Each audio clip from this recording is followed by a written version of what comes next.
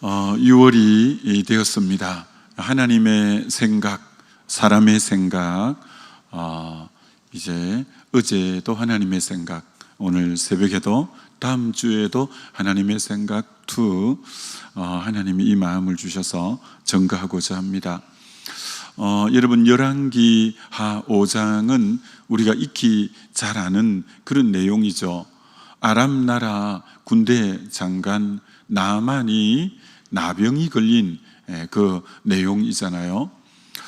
여러분, 이 아람, 시리아라기도 하는데, 이 아람은 그 당대에 굉장히 세계를 지배하는 강대국이고, 그 문화가 세계 전역으로 퍼져나갔던 영향력 있는 나라가 아람 나라였습니다.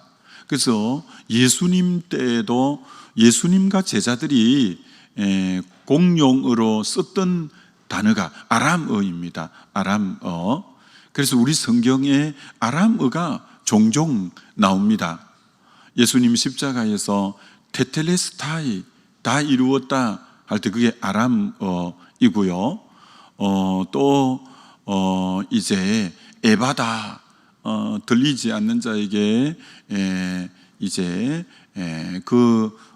귀가 열리라, 들리라 할 때도 이 에바다도 어떤 의미로 아람어, 마라나타라고 아멘 주 예수여 오시옵소서, 아바 아버지 할 때 그 아바가 이제 아람어이기도 하고 그렇습니다. 그처럼 예수님 십자가에서 엘리 엘리 라마 사박다니, 나의 하나님 나의 하나님 어찌하여 나를 버리시나이까, 그런 말들이 다 아람어입니다. 그처럼 아람의 문화가 정말 많은 나라를 사로잡을 정도로, 영향을 줄 정도로 아람은 이 강대국이었습니다. 그런 큰 나라의 군대 장관이었으니까 정말 대단했죠. 그러나 그에게는 나병, 지금도 나병은 큰 병인데 그 당시는 완전히 불치병이 나병이었던 거죠. 좋다는 명약은 다 써보고 좋다는 명의는 다 찾아가 봤습니다만 아무 차도가 없었던 그 나병. 근데 전쟁 가운데 이스라엘의 계집 아이 하나를 포로로 잡아왔는데 그 아이가 하는 말이 우리나라 선지자에게 그 몸을 보이면 나을 것인데, 이런 한마디를 하게 되어서 참 그가 그 말에도 귀를 기울이고 가는 거 보니까 얼마나 지금 병이 중하고 마음이 약하고 가난할 대로 가난해져 있었는가를 짐작할 수가 있죠. 그래서 아람 나라 군대 장관이 왕의 친필을 가지고 이스라엘로 와서 결국 엘리사 선지자를 찾아오는데, 자기는 너무 큰 강대국에서 이 조그만한 약소국가에 이렇게 오면 외교적인 어떤 그런 부분으로도 넉넉히 맨발로 뛰어나와서 환대하고 자기의 아픈 한처에 손을 얹고 기도해 줄 줄로 딱 생각하고 있었는데, 자기 생각하고는 전혀 다른 거예요. 엘리사가 나와보지도 않고 사환을 보내서 요단강에 가서 7번 씻으라고 이렇게 말하니까, 우리는 자기가 생각했던 거하고 다르면요, 생각이 충돌을 하면 화를 내고 분노하는 경우가 다반사입니다. 그래서 열왕기하 5장 11절에 이렇게 성경은 말합니다. 나만이 노하여 물러가며 가로되 내 생각에는 저가 내게로 나와 서서 그 하나님 여호와의 이름을 부르고 당처 위에 손을 흔들어 나병을 고칠까 하였도다. 그렇게 생각했는데 내 생각하고 완전히 다르게 나가니까 막 화가 나가지고 돌아가자 막 이렇게 하는 거예요. 그 돌아갔으면 그만 나병으로 고이 죽는 거죠. 근데 자기 생각을 내려놓는 거예요. 자기 생각을. 내 생각과 오늘 너희 생각은 다르다.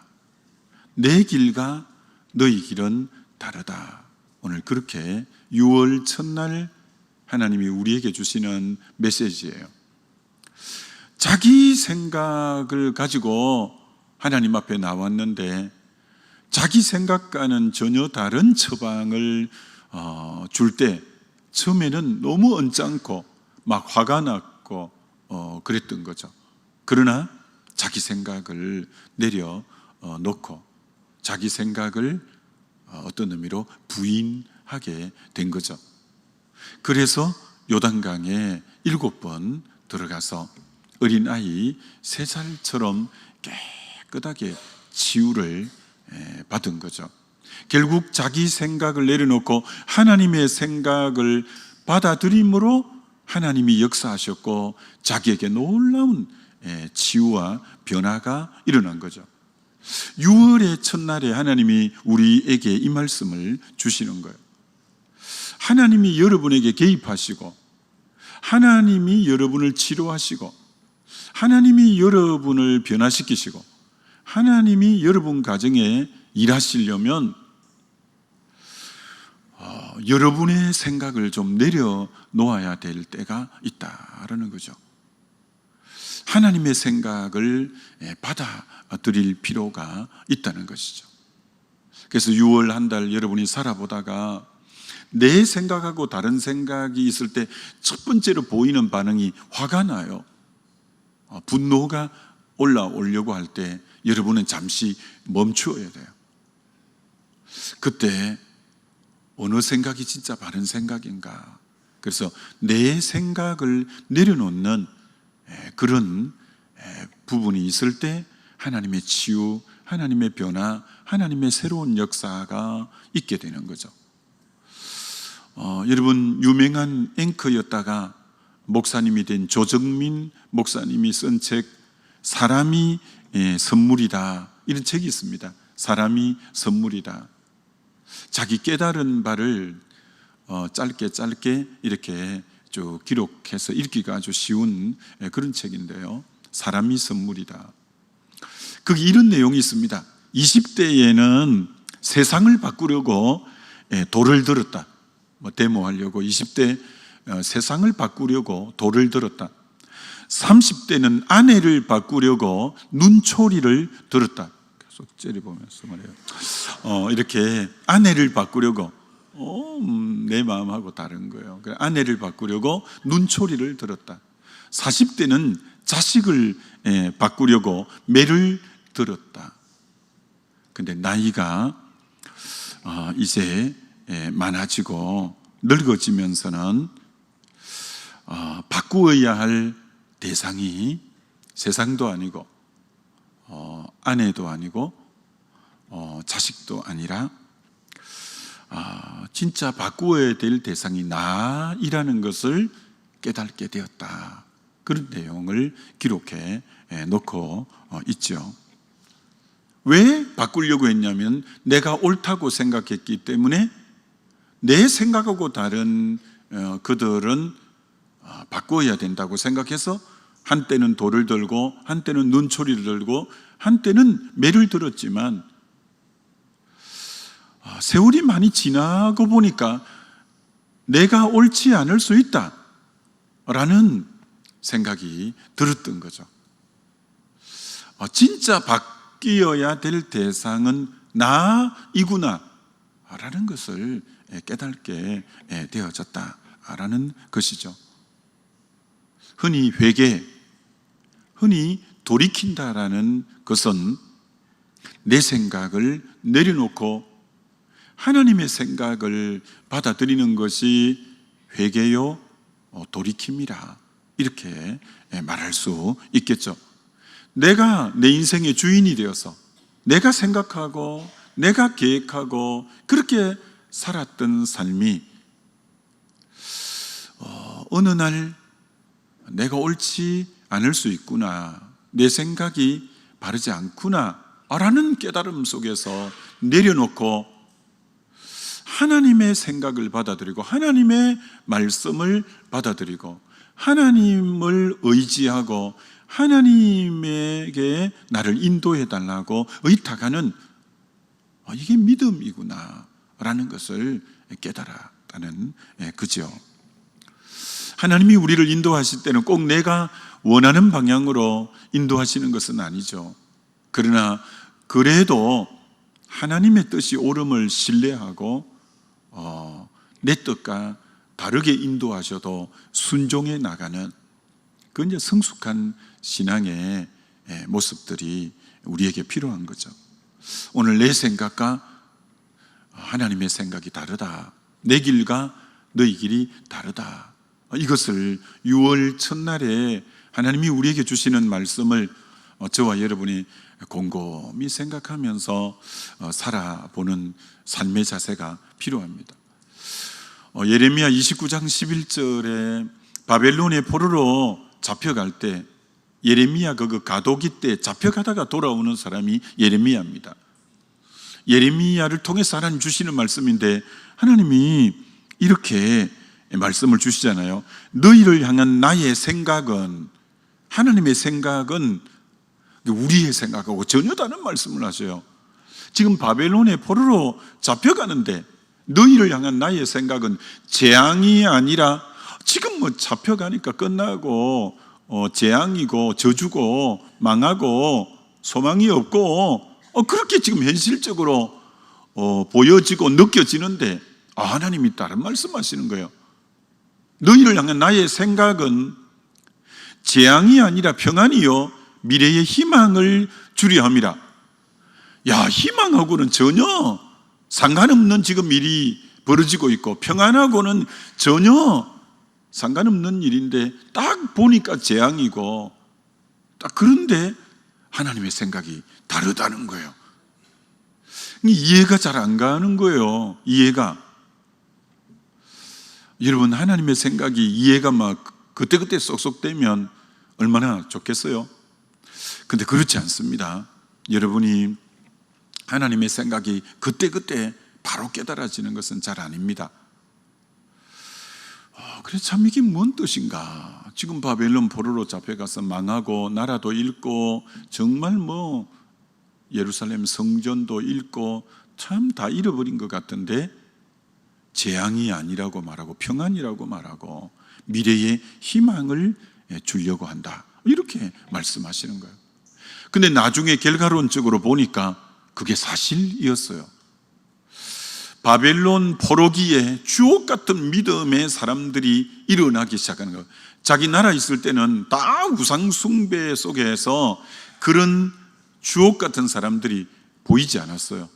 근데 바벨론의 포로기에 다니엘 같은 믿음의 거장이, 느헤미야 같은 믿음의 거장이, 에스라 같은 믿음의 거장이, 모르드게 같은 거장이, 유대인들이 전부 금식하며 기도하면서 응답을 받아내고 하면서, 그리고 이 바벨론 포로를 통해서 이스라엘에게는 완전히 하나가 달라진 게 뭐냐면 그때부터 지금까지 우상 숭배는 하지 않는 그 버르장머리가 확실히 고쳐졌어요. 4대 동안 남유다 왕 마지막 4왕이 다 우상 숭배하는 것 때문에 하나님이 참다 바벨론에 포로로 보내버린 거거든요. 근데 그 버르장머리가 싹 고쳐지는 거예요. 70년 몽둥이를 갖고 한번 때렸더니 그 못된 우상 숭배의 버릇이 고쳐지고 믿음에 걸출한 인물들이 세워지면서 나중에 결과론적으로 보니까 이게 재앙이 아니라 평안이었고 미래의 희망을 주는 결과를 가져온 것이 됐어요. 참 하나님의 생각하고 사람의 생각이 당시에는 잘 이해가 안 가고, 야, 당시에는 하나님이 어떻게 이렇게 하시나 막 이렇게 싶었는데 역시 하나님의 생각이 맞았어요. 그런 것처럼 참 다시 한번 우리는 여러분이 눈에 보이는 게 전부가 아니에요. 하나님은 너무나 끝난 것 같고 망한 것 같고 절망하고 더 이상 뭐 소망이 없는 것 같아도 아니요. 하나님은 그 속에 아름다운 것을 꽃피어가는 너무 귀한 미래에 내가 희망을 지금 심는 중이다, 이렇게 말씀하시는 거죠. 여러분, 짐 엘리어트라고 미국의 이 선교사가 에콰도르 이 아우카족의 선교를 갔다가, 이들이 다 명문대에 나온 5명의 이 젊은이들이 그 아우카족의 선교를 갔다가 굉장히 호전적인 족속에게 그 강 옆에 텐트를 치고 그들과 계속 우호적인 이런 이제 어떻게든 선교의 틈을 보려고 했는데, 밤중에 그 호전적인 그들이 창을 가지고 그들을 다 찔러서 죽인 거예요. 순교한 거예요. 근데 그들이 전부 몸에 뭐가 있었냐면은 호신용 총이 다 있었던 거예요. 그래서 이들이 창에 찔리면서, 사실 창을 찌르려고 할 때 권총을 발사했으면 안 죽을 수 있는 거예요. 근데 그 순간 굉장히 이들이 갈등을 느낀 거예요. 복음의 대상자인 이들에게 총을 쏘아야 되나? 그럼 이들은 영영이 복음의 문은 진짜 닫히는 거예요. 그래서 이들이 결국은 순교를 선택한 거예요. 순교를. 미국의 신문에도 대서특필이 났습니다. 어떻게 저 젊은 이들이 생명을 저렇게 낭비할 수 있냐, 막 그렇게 되었습니다. 근데 짐 엘리어트 일기를 보니까 이런 내용이 후대에 알려졌잖아요. 나중에 전능자의 그늘이라는 자기 아내 엘리자벳 2세 엘리엇이 그 책을 썼잖아요. 거기 보면 자기 남편의 일기를 거기 써놓았는데, 영원한 것을 얻기 위해서 영원하지 않는 것을 버리는 것은 결코 이제 어리석은 일이 아니다 라고 써놓은 것처럼. 근데 여러분, 그렇게 사람의 생각에는 실패였어요. 5명이 다 죽었으니까. 근데 그 섬에 누가 들어갔냐? 이 엘리자벳 엘리엇 그 아내가 복음을 들고 들어갔는데, 그들이 놀랍게 마음의 문을 다 열고 복음을 다 받아들이고 그 아우카부족 전부가 복음화되는 너무나 놀라운 역사가 일어난 거예요. 야, 어떻게 그 남편과 그 4명의 선교사들이 갔을 때는, 남편과 4명의 선교사가 갔을 때는 다 죽임을 당했는데, 그래서 선교의 실패라고 다들 주변에서 무모한 짓이었다고 그렇게 말했는데, 그 아내가 다시 복음 들고 들어갔을 때는 완전히 마음 문을 다 열고 복음을 받아들여 그 섬 전체가 복음화되는, 참 하나님의 생각과 우리의 생각이 다를 때가 참 많죠. 그래서 우리는 어떤 현상, 결과를 보고 너무 섣불리 단정하고 말하고, 그거 참 조심해야 돼요. 그 눈앞에 일어난 그거 보고 금방 성공이다, 뭐 실패다, 이렇게 함부로 단정하는 거 하면 안 돼요. 우리가 참 하나님의 이 놀라운 생각들 너무 귀하죠. 여러분, 김정준 박사의 이 시편에 대한 이 묵상집은 유명합니다. 문고판처럼 되어 있는데요. 참 제가 시편을 이해하는데 그 책이 굉장히 영향을 많이 준, 뭐 시편에 아마 그 책으로는 가장 근위 있는 책 중에 하나이기도 한 김정준 박사. 여러분, 그분은 중학교 때 폐병이 걸린 분입니다. 중3 때 폐결핵이 걸렸는데, 그 당시만 해도 폐결핵은 굉장히 무서운 병이었습니다.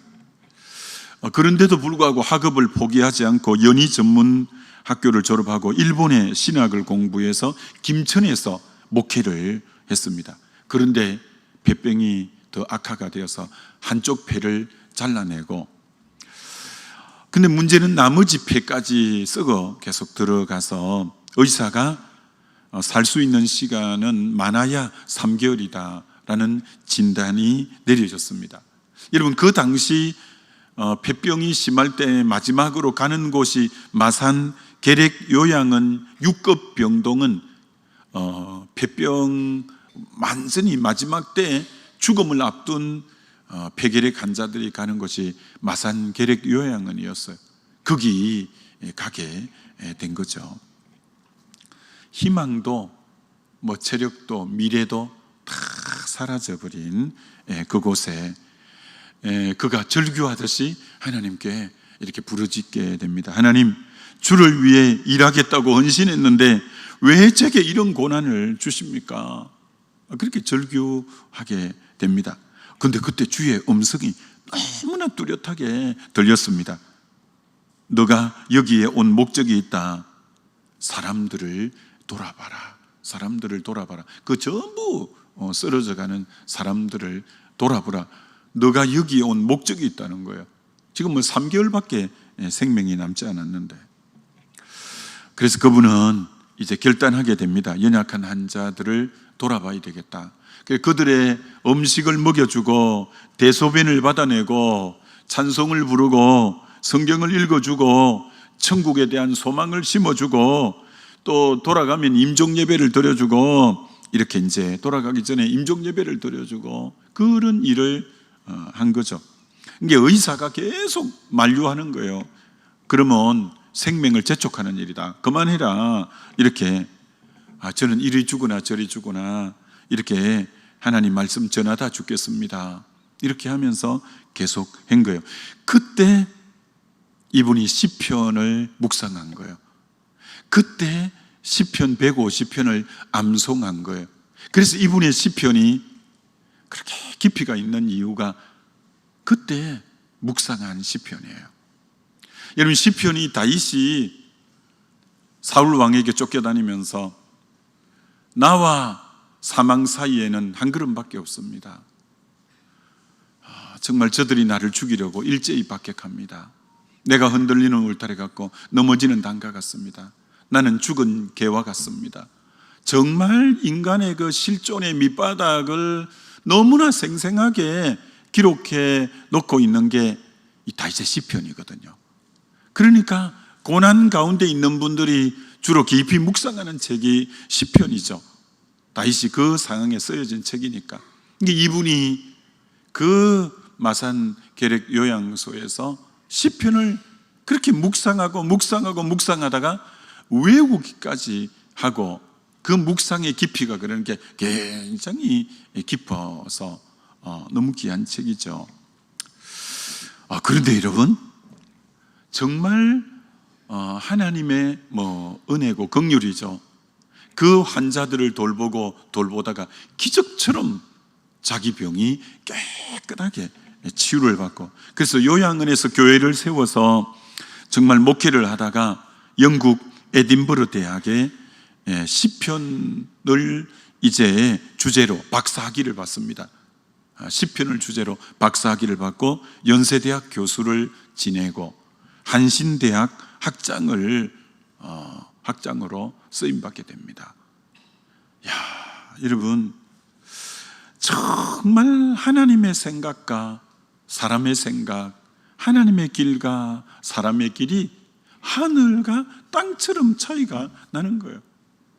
저 인생 이제 끝났다. 이제 정말 더 이상 어떻게 해볼 도리도 없다. 이렇게 생각이 됐는데요.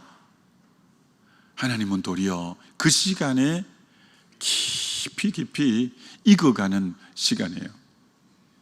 누가 참 이런 말을 할 때 은혜가 됐는데, 사람은 늙어가는 게 아니라 익어가는 거다. 저도 저와 여러분들이 세월 지나면서 늙어가는 시간이 아니라 익어가는 인생이 되시길 주의 이름으로 축원합니다. 그거 얼마나 아름다운 표현이에요. 근데 이분도 그 시간이 정말 주님 앞에 더 깊은 생의 그 생과 죽음의 갈림길에 그 실존에서 깊이 주님 앞에 뿌리 내리는 시간으로 얼마나 귀하게 쓰임받고, 그래서 하나님의 생각과 사람의 생각이 이렇게 다르고 하나님의 길과 사람의 길이 이렇게 다르구나. 이런 것을 우리에게 잘 보여주죠. 6월 이렇게 이제 희망차게 시작이 됩니다. 전 하루 아침에 일어나도 그렇고 또 새 달이 시작돼도 그렇고 정말 기대감이 있고 설렘이 있습니다. 사실 지나온 날들에도 하나님의 손길이 참 많았지만 앞으로 길들은 사실은 더 기대감이 있습니다. 그 기대감은 다른 어떤 것 때문은 아닙니다. 주님 때문입니다. 주님을 더 가까이 할 것이고 주님과 더 친밀할 것이고 주님 내 안에 살아주실 것이고 내가 주님 생각 안에서 순종하며 살 것이라는 이 중심은 있기 때문에 그럼 주님이 더 새로운 역사를 이루어 가실 거다라는 기대감은 참 많습니다. 제가 원래는 어제 주일 때 설교하려고 하다가 양이 너무 많아서 뺀 부분이 있는데요, 마태복음의 부분이었어요. 그것만 말씀하고 마무리해보면, 마태복음을 1장부터 28장 성경이 저에게는 참 한 장 한 장고만 묵상해도 다 될 정도로 가까운 책이잖아요. 제가 더더구나 마태복음은 그렇잖아요. 근데 지난주에 다시 1장에서 28장까지 마태복음을 이렇게 넘기면서 묵상하고 읽고 있는데 이렇게 보여지는 거예요. 한 장 한 장마다 어렵지 않는 장이 한 장도 없는 거예요. 다 어려움이 장마다 다 나오는 거예요. 근데 1장에서 28장까지 다 어려움이 있는데, 근데 거기에 예수님이 다 나오면서 그 어려움의 해답으로, 해결책으로 예수님이 모든 장에 다 또 계신 거예요. 그래서 굉장히 참 많이 힘이 됐는데요. 예를 들어 이런 거죠. 11장에 수고하고 무거운 짐진 자들아 다 내게로 오라. 우리가 얼마나 이 땅에 수고하고 무거운 짐을 질 때가 많습니까? 그런데 주님이 그런 자를 내게로 오라는 거예요. 내가 너희에게 안식 쉼을 주겠다. 수고하고 무거운 짐이 있는 것도 현실이지만 참된 안식의 주님으로 서주시겠다고 말씀하시는 거예요.